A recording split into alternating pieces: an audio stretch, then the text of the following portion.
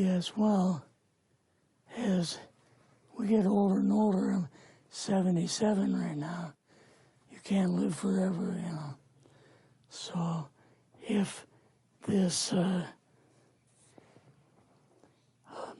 procedure I'm going to have to clean the blood doesn't work, then I've got probably a few more months to make it before my kidneys shut down, you know. So that's kind of why I'm kind of going along with the interview at this time. You're seeing that what you went through is just too important for people not to know about. Yeah. Yeah. Can you just, can we start at the beginning with your military career and just walk through what exactly your experiences were? I was drafted into the military and got into the U.S. Army. After that, I was sent to the Signal Training Center in eastern United States. What year would this be? 58. I went through the Signal Training course, and at that time, I went through the radio teletype course and also the cryptography course, crypto. They had 5 instructors that were getting out of military service. So they pulled the top 5 students, and I was 3rd in the class. So I got pulled as an instructor. Now, were you at this time also working yet for CIA? No. Not yet? No. After one day, my boss came to me, and he said, how would you like to, you know, make some extra money? And I said, oh, money is good. So he's explained to me that he could put it through, would have to get a top secret White House Q clearance for the job, you know. And I thought, boy, must be a pretty exclusive thing, you know. And I said, well, what is this? And he said that I'm director for the CIA for Eastern United States, you know. And I said, oh, I didn't know that. And he said, you weren't supposed to. After about 6 weeks, my security clearance came through, and I got my CIA card. It was an ID card, like a credit card, where I could just go up to the door and slice it, walk right in. And my name at that time, I used an artificial name too. Never used my real name. I started working with him on the project he was on, and that was Project Blue Book, which was kind of partially a fraud. You're saying some of the Blue Book cases were, yes, were completely fictitious? Yes. But the cases that we got came from, I think it was Fort Belvoir, Maryland. Fort Belvoir? Yeah. And it didn't come from the Pentagon, or it didn't come from CIA headquarters. But we would get reports about a certain sighting that they had in Mexico or Italy or something like that. And then we had people that would follow through on it, that would go out and interview the people to see if they were nutcases or if it was real, you know. So they'd be going overseas frequently? Yeah, I wasn't, but I always stayed statewide. But the people we had working with us from the CIA would do that. We would get like a new report probably a couple times a week. I was coming into the Army fresh off the farm, you know, so I really didn't have much knowledge of anything, but my boss filled me in on Project Blue Book and what they had found so far. far as Greys and aliens and the Roswell incident. How did you feel when this first got dumped on you? When you first learned about this? I was just kind of overwhelmed with all of this, you know. And I said to him, I don't know if I'm going to be able to be a judge of this type of thing. What's real, what's not, when I don't have much knowledge of it, you know. So... What did he say? He said, well, we have to build the information as we go, and you'll see how this thing is working out. And then the other thing is, of course, you really weren't able to tell family or close friends, obviously. No, I couldn't tell anybody. In fact, I had to take a vow that I wouldn't tell anybody. A lot of it for 40 years, and more of it for 50 years, which is up in 2010. You're doing all this crypto work. You're looking at images, photographs, video. It's 1958, maybe the fall of 58. What happened after this? At that time, the Project Blue Book thing kind of went pot, you know. If you remember, back in those days, they kind of declared it as a nothing, you know. Mm-hmm. Right. And they were telling the world all UFOs are misidentifications, hoaxes, balloons, psychological issues, whatever. Yes. Yeah. So my boss came to me and he says, we've both got a new assignment. And he says, oh, I said, where are we going? Oh, he says, we're going to the Capitol. We're going to be part of the Eisenhower push. He's trying to find out something about, all about these aliens that MJ-12 was supposed to find out, but never sent back reports to him. The MJ-12, the UFO control group, were they calling it MJ-12 at that time? Yes.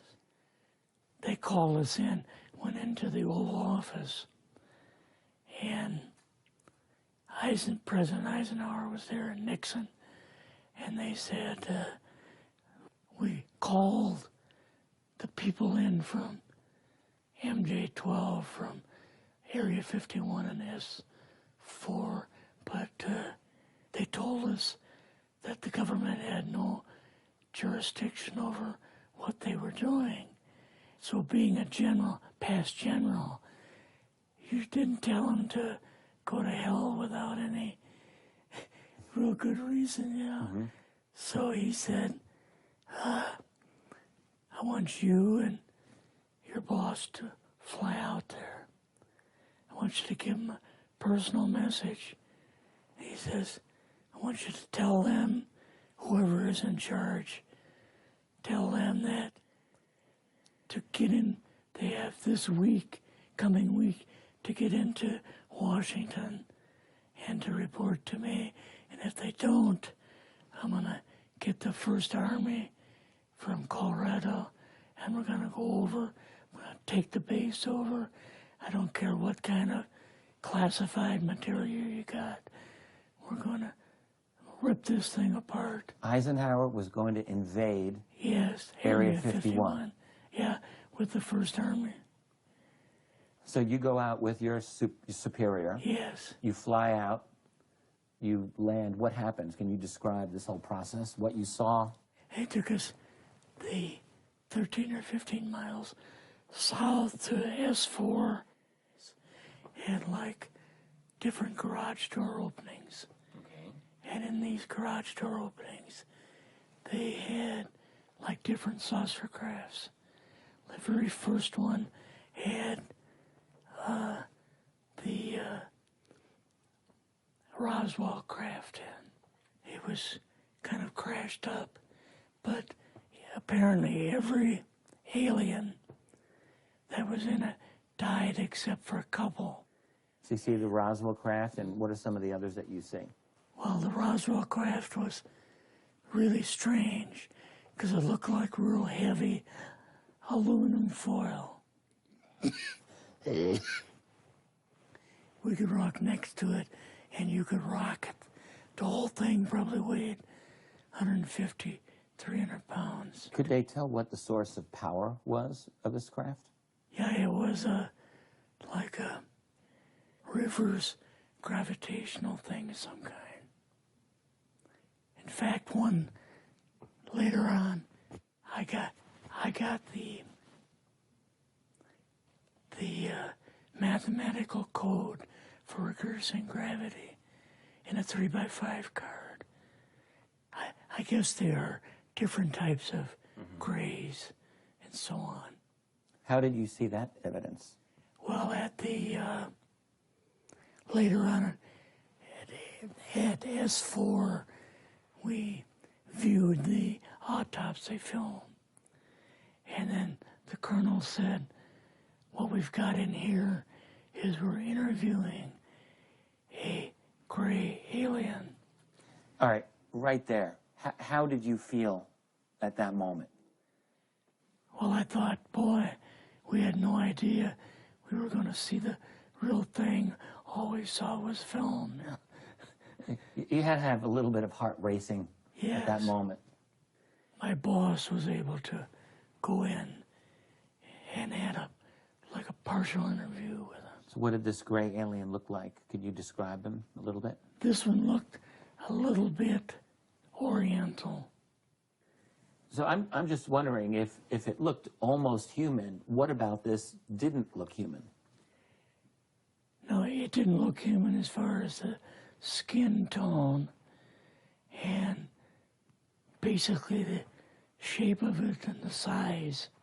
How was its head size compared with a normal human, for example? Brain was kind of a little bit bigger. And some of the nose was very, very small. And the ears were just like holes. Mouth was very small. Now, why were they bringing you out here at all, anyway, to see an alien? What was the point? To go back and tell the president they actually had one. So he did not know at this point No, if there was an alien at S4. no. What did you do then at Area? Were you done, or did you have other things to do at Yeah, so S4? basically we were kind of done, went back to Area 51. They took us into the main building, and there we saw a U-2, which of course we didn't know existed. And a model of the SR-71. Yeah, the Blackbird. So, but like I mentioned earlier, it was not a model of the current Blackbird, It was an earlier Blackbird, version. but an early version. Did you go directly to Washington after this? Yes. Or did you go somewhere else? How did they get, did you fly regular airline or? We flew back to the commuter plane back to the air base, and then took President Eisenhower's Lockheed Electra back to Washington. You and your supervisor, Yeah. superior officer, and now you're meeting with the president? Yes. Can you describe this? Well, we met with him in, the second story of the old OSS warehouse building. And Eisenhower and Nixon were there, and also Hoover was there. So he asked us what was going on, and we told him about the alien, the whole situation, and the black projects and so on. And he was just totally shocked. He appeared for the first time to be worried. You know, like he was worried. I would think that Eisenhower would, I mean, he certainly knew that flying saucers were real. Yes. He knew that there were aliens. So I guess I'm just wondering, what would he have been, really surprised about? Surprised about the black programs. Eisenhower said, got to keep this thing completely secret. You know, can't talk about this.